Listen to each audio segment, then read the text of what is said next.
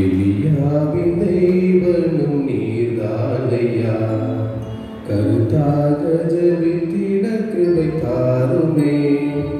எலியாவின் தெய்வனும் நீர்தானையா, கருத்தாக ஜெபித்திட கிருபை தாருமே. எலியாவை போல உந்தன் முன்பு உறுதியாக நின்றிட பலன் தாருமே. எலியாவின் உந்தன் முன்பு உறுதியாக நின்றிட பலன் தாருமே. எலியாவின் தெய்வனும் நீர்தானையா, கருத்தாக ஜெபித்திட கிருபை தாருமே.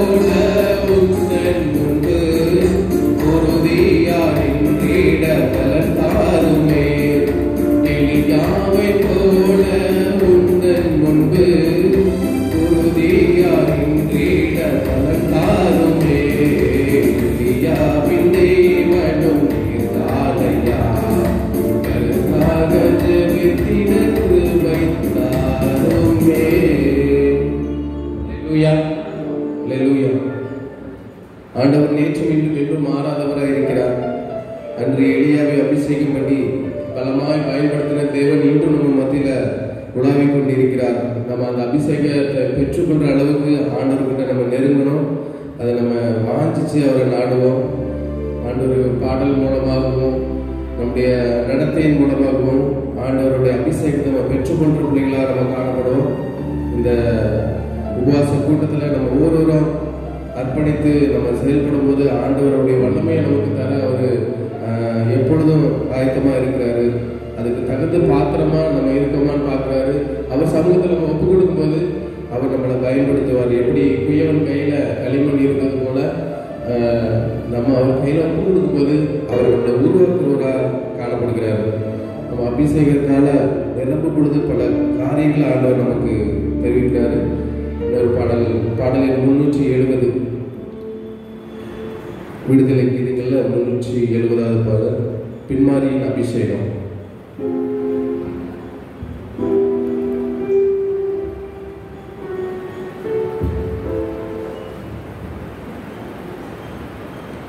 நம்ம வாழ்க்கையில் எல்லா காரியத்தையும் நம்ம ஒப்பு கொடுக்கும்போது ஆண்டவர் நமக்கு எல்லாத்தையும் செய்ய வல்லவராக இருக்கிறார். ஐயாவை தான் சொல்லுவாங்க, நம்ம அதை ஒப்பு கொடுங்க, ஆண்டவருக்கு ஒப்பு கொடுங்க அப்படின்னு சொல்லுவாங்க. நம்ம ஒப்பு கொடுக்குறாங்க காணப்படுவோமா?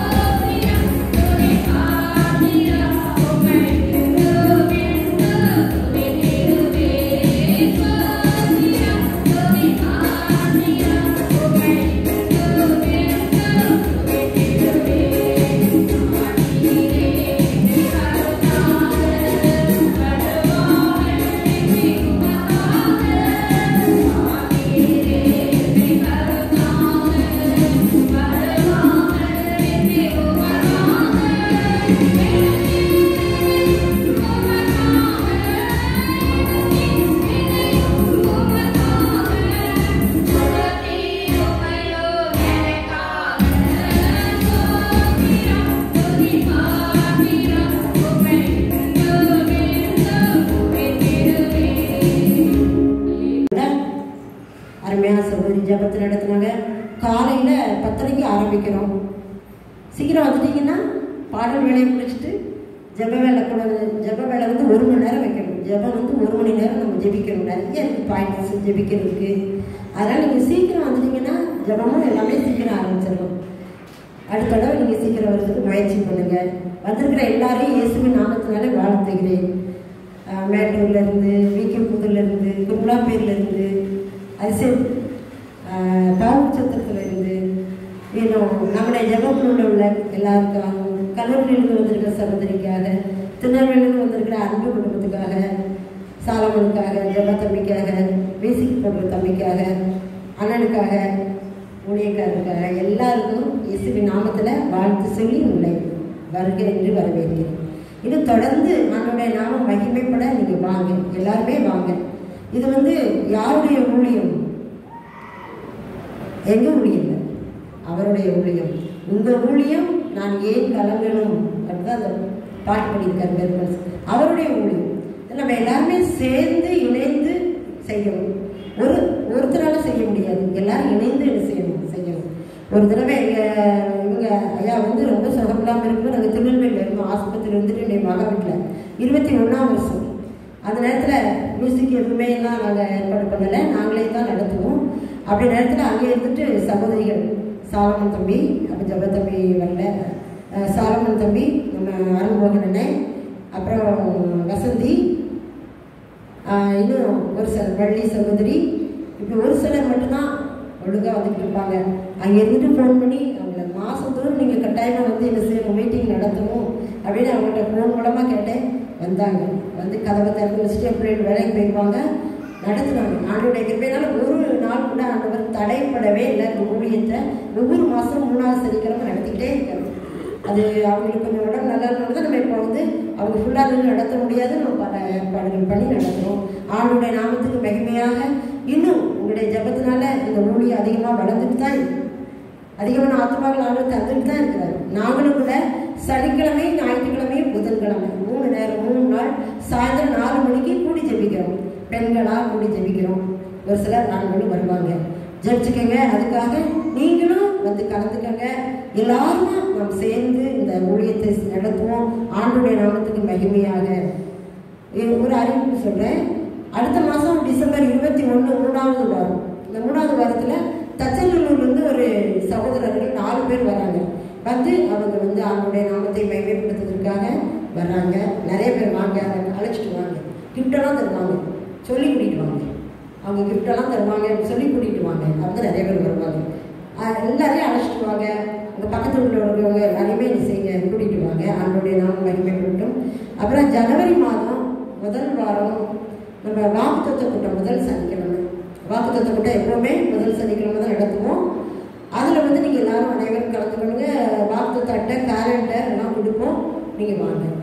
அப்புறம் பிப்ரவரி மாதம் அது முதல் சனி வைக்கிறோமா, எத்தனை சனி சொல்கிறேன், அது வந்து நம்ம சோஸ்திர கூட்டம் ஊழியம் ஆரம்பித்த ஊழியம் ஆரம்பித்த அந்த நினைவாக அந்த நாளை நாங்கள் நடத்துவோம். பிப்ரவரி மாதம் ஊழியம் ஆரம்பித்தாங்க. அது அந்த 4 வாரத்தில் எந்த வாரம் வைக்கணும்னு தீர்மானம் பண்ணலை. நான் அதையும் உங்களுக்கு சொல்கிறேன் அடுத்த வாரம். அதில் வந்து பிள்ளைங்களுக்கு படிக்க சொல்லியிருக்கிறேன். என்ன படிக்க சொல்லியிருக்கிறேன் நினைவிருக்கா? நிஷா சொல்லுவோம். என்ன படிக்க சொல்லியிருக்கிறேன்? ஜெசிகா என்னெல்லாம் சொல்லியிருக்கேன்? எல்லாம் வாய் திறக்கிறதுக்கு வெக்கப்படுச்சு. இப்போ வந்து என்னென்னா 10 கற்பனை படிக்கணும். 10 கற்பனை அட்டை இருந்தால் அந்த பக்கம் இருக்கு பாருங்க, அதில் 10 கற்பனை இருக்குது. அப்புறம் முதல்ல அட்டவணை இருக்கலாம், ஆகமங்கள், பழைய ஏற்பாடு, புதிய ஏற்பாடு, அதையெல்லாம் படிக்கணும். ரொம்ப எளிதானது, நிறைய பேருக்கு தெரியும். அதெல்லாம் படிக்கணும்னு சொல்லிட்டு ஒவ்வொரு தடவை வசனங்கள் தான் அப்படி சொல்லுவோம். இந்த தடவை இதை தெரிஞ்சுக்கணுமே பிள்ளைங்க அப்படின்னு சொல்லிட்டு அதை படிக்க சொல்லியிருக்கோம். உங்கள் பிள்ளைங்களுக்கு, பக்கத்து வீட்டு பிள்ளைங்களுக்கு, தெரிஞ்சவங்களுக்குலாம் அதை சொல்லுங்கள். இப்போவே படிக்க ஆரம்பித்தா தான் ஈஸியாக படிப்பாங்க. வேத புத்தகத்தில் முதல்ல இருக்கிற அட்டவணை, புதிய ஏற்பாடு, பழைய ஏற்பாடு, அட்டவணை வரிசை, ஆதியாகமம், யாத்திராகமம் இருக்கலாம், அதை சொல்லணும். அடுத்தல 10 கற்பனையை சொல்லணும். பிள்ளைகளெல்லாம் கூட்டிகிட்டு வாங்க, கூட்டிகிட்டு வந்து படிக்க வச்சு கூட்டிகிட்டு வாங்க. பரிசுகள் உண்டு. அப்புறம் டான்ஸ் ப்ரோக்ராம் நடத்தணும்லாம், அதுக்கு ஆரம்பிச்சு மருமகள்கிட்ட நான் சொன்னேன், நீ சொல்லு, நானும் ஃபோன் பண்ணி சொல்கிறேன். அது அப்புறம் கேள்வி பதில் எல்லாம் உண்டு. அந்த நாளில் வந்து வினா விடை எல்லாம் உண்டு. நீங்கள் எல்லாம் ஜெபிச்சுக்கங்க. இப்போவே ஜெபிங்க. நிறைய நிறைய ஆத்மக்கள் ஆண்டவர் அழைச்சிட்டு வரணும். ஊழியக்காரர் யாருன்னு நாங்கள் ஜெபிச்சு தான் நம்ம அதை தீர்மானம் பண்ணுவோம். நல்ல ஒரு ஆண்டவர் வந்து இந்த இடத்துல நிறைய ஆண்டவர் ஆத்மக்கள் அழைச்சிட்டு வரணும். ஜெபிச்சுக்கோங்க. யார் கூப்பிடணும்னு தெரியல, எங்களுக்கே தெரியாது, அவர் சொல்கிறது தான். அதனால் ஜெபிச்சுக்கோங்க. ஆண்டவர் பெரிய காரியங்களே செய்துக்கிட்டு இருக்காரு, இன்னும் செய்ய போகிறார். அதனால் நம்ம ஆண்டுடைய நாமத்துக்கு மகிமையாக நாம் இணைந்து இந்த கூட்டங்களை நடத்துவோம். ஆண்டவர் நாம மகிமைப்படட்டும். இப்போ சாட்சி வேலை சாட்சி சொல்கிறவங்க வரணும். சுருக்கமாக சொல்லுங்க, 2-3 பேர் சொல்லுங்க. சீக்கிரம் ஆரம்பிச்சிட்டோம்னா சீக்கிரம் முடிச்சுக்கலாம். லேட்டாக ஆரம்பிச்சதுன்னா இல்லை, நீங்கள் லேட்டாக வந்ததுனால நேரம் எடுத்துகிட்டு போகுது. அதனால் சீக்கிரமாக முடிக்கணும். 2 மணிக்கெலாம் நம்ம முடிக்கணும்ல, 1 மணிக்கு நம்ம உடையக்கார ஐயா கையில் நம்ம கொடுக்கணும்.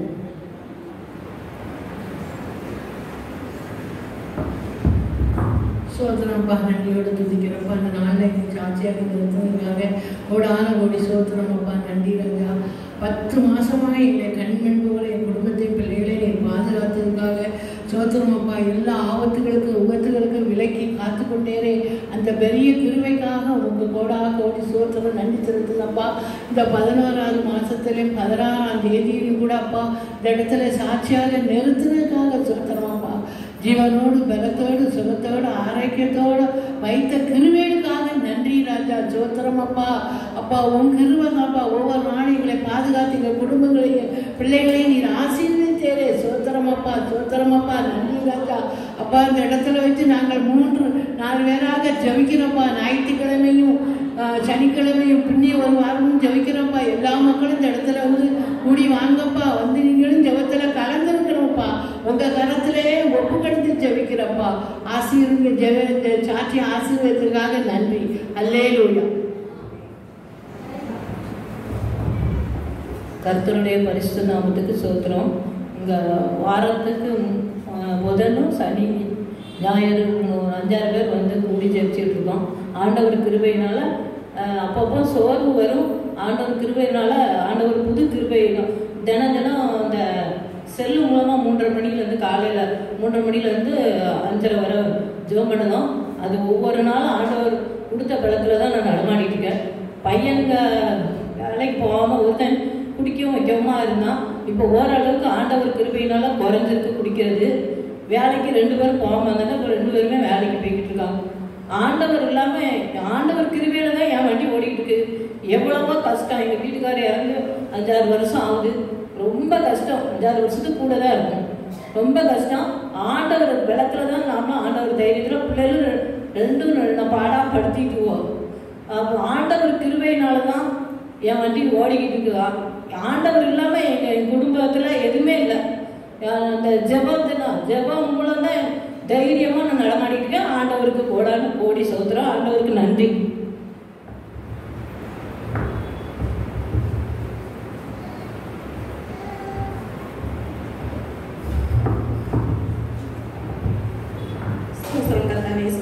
நன்றியோடு துதிக்கிறோம். சோத்திரிக்கிற ராஜா, நீங்கள் நல்லவர் நல்லவர் பரிசுத்தர். அப்பா எனக்கு ரொம்ப நாள் கிட்னி பிரச்சனை இருக்குது, நெஞ்சுவலி பிரச்சனையும் இருக்குது. ஆனால் அதுக்காக நாங்கள் ஜோம் பண்ணிட்டு இருந்தோம். ஒரு நாள் அப்பா வந்து தான் ஜோம் பண்ணுவோம் அப்படி கூட்டிகிட்டு போய் பாஸ்டர்கிட்ட ஜோம் பண்ணுவோம்னு சொல்லி சொன்னாங்க. இப்போ 3ஆவது வாரம் நான் வாரேன். ஆனால் பாஸ்டர்கிட்ட ஜோம் பண்ணதுக்கப்புறம் இப்போ ரொம்ப எனக்கு வலியே இல்லை, நாக்கு வலியே இல்லை, கிட்னி வலியே இல்லை. ஆனால் ரொம்ப பாடுபட்டேன். அழுதுகிட்டே தான் இருப்பேன். வீட்டில் எனி டைம் அழுதுகிட்டே இருப்பேன். ஆனால் ஜோம் பண்ணிக்கிட்டே இருப்பேன். அப்பா உங்கள் கிருபையின்படியே என்னை நடத்துங்கப்பா. உங்கள் பாதையிலே நடக்க எனக்கு கிருபை தாங்கப்பா. உங்கள் கருத்தை பிடிச்சி நடக்க எனக்கு வழிகாட்டுங்கப்பா. ஆனால் என் வேதனைகளெல்லாம் நீங்கள் எடுத்து போடுங்க தகப்பனே அப்படின்னு சொல்லி சொன்னேன். ஆனால் இப்போ 3 வாரங்கள் வந்து நான் ஜோம் பண்ணதுக்கப்புறம் இப்போ வலிகள் எதுவுமே இல்லை. ஆண்டவர் வலியை கிருபையாக என்னை நடத்தி அவ்வளோ ஒரு பாதுகாப்பாக என்னை கொண்டு போய் இருக்காரு. என் குழந்தைகளையும் பாதுகாப்பாக வழி நடத்திக்கிட்டு இருக்காரு. ஆண்டவருக்கு கோடி நன்றி.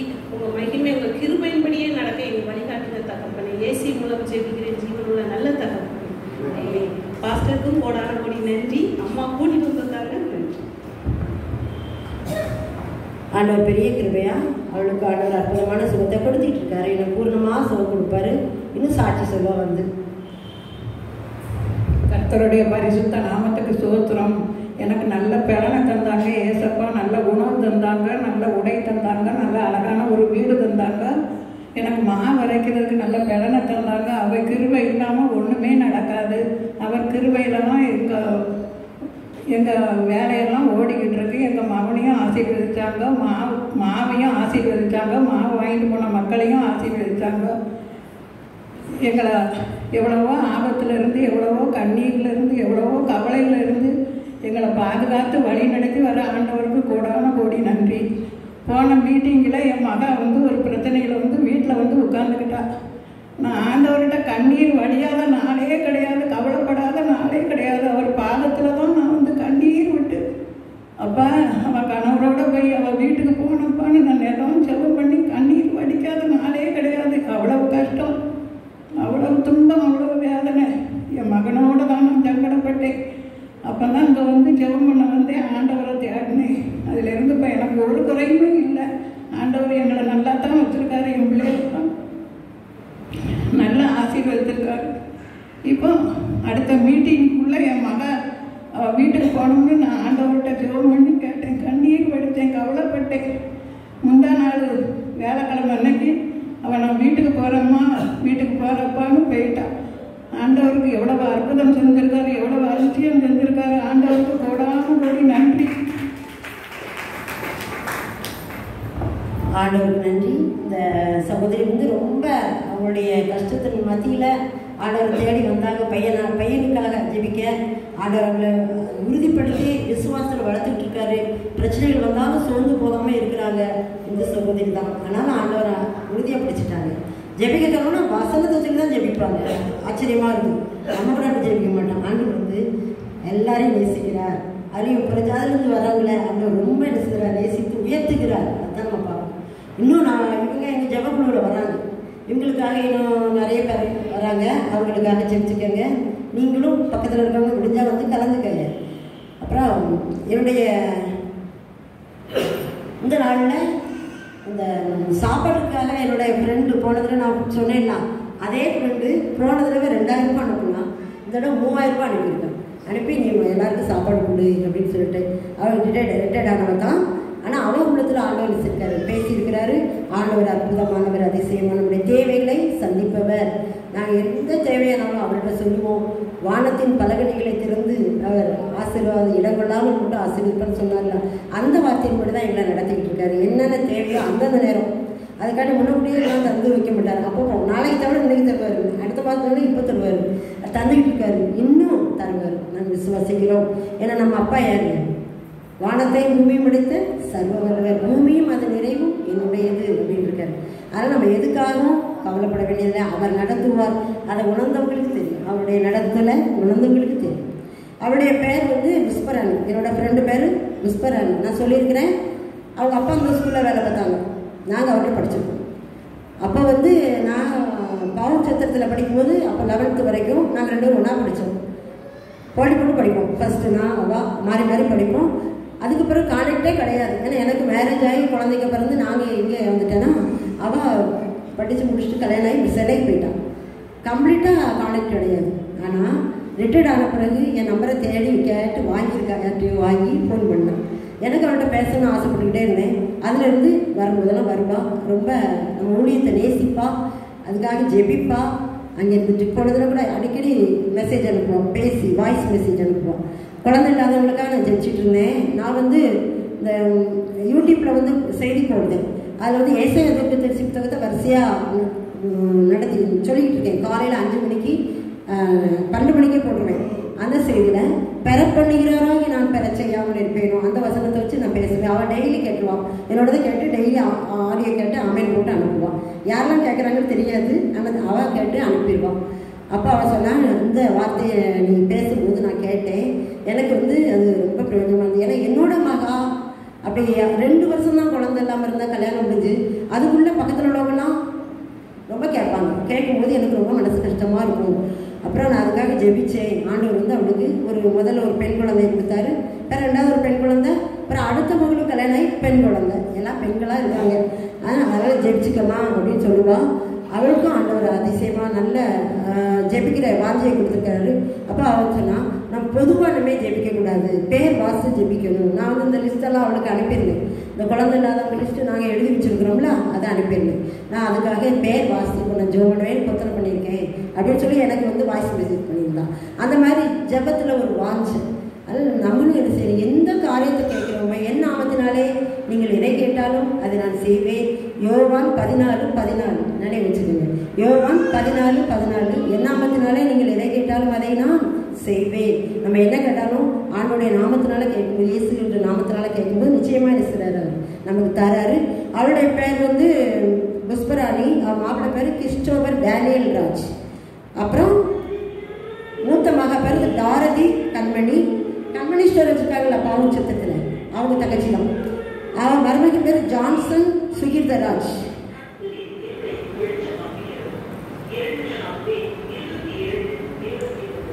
பேத்தி பேர் ஃபர்ஸ்ட் பேத்தி அண்ணா, செகண்ட் பேத்தி கிறிஸ்டினா, ரெண்டாவது மகா பேர் நான்சி கண்மணி, அலெக்சாண்டர் பர்னபாஸ் அவங்க மாப்பிள்ளை பேர் ஜியானா, அவருடைய பேத்தி பேர். 3 பேத்தி இருக்காங்க. அவளுக்காக நான் ஜெபிச்சுக்கமா, எனக்கு நீ ஜெபிச்சுக்கன்னு சொல்லுவா அடிக்கடி. நான் அன்றைக்கி வேணா உங்களுக்கு அதை சொல்கிறேன், நீங்களும் ஜெபிச்சுக்கோங்க. நீங்கள் நம்ம வந்து மற்றவங்களுக்காக நிறைய ஜெபிக்கணும். நம்ம ஜெபத்தில் உட்காந்துட்டோன்னா எனக்கு அதை தாரோம் இதை தாரோம் அதை தாரோம் கேட்குறத விட்டுட்டு நம்ம ஆத்மாக்கள் மற்றவங்களுக்காக ஜெபிக்கும் போது நம்முடைய தேவைகளை அவர் செய்வார், நிறைவேற்றுவார். யோபு தன் சிநேகிதருக்காக வேண்டுதல் செய்தபோது கர்த்தர் அவனுடைய சிநேகிப்பை மாற்றினார். நம்ம வந்து ஜெபிக்க ஆரம்பிச்சோம்னா மற்றவங்களுக்காக ஜெபிப்போம். நிறைய ஜெப குறிப்புகள் உண்டு. ஊழியர்களுக்காக ஜெபிங்க. நாங்கள் முதல் ஊழியர்களுக்காக ஜெபிக்கணும். ஏதோ ஒரு ஊழியத்தை ஆண்டவர் சொல்ற ஊழியத்தை வச்சு ஜெபிப்போம்.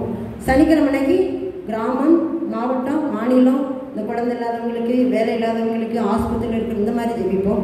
ஞாயிற்றுக்கிழமைக்கு ஆராதனை மாதிரி ஆண்டவருக்கு நாமத்துக்கு நன்றி சொல்லி துதிச்சு பாடி ஆராதிச்சு ஜெபிப்போம். நீங்களும் ஜெபிச்சுக்கங்க. வீடுகளில் இருந்து எல்லா காரியங்களும் ஆண்டவர் நிறைவேற்றுவார். ஆமென். ஒரு பாடல் பாடிட்டு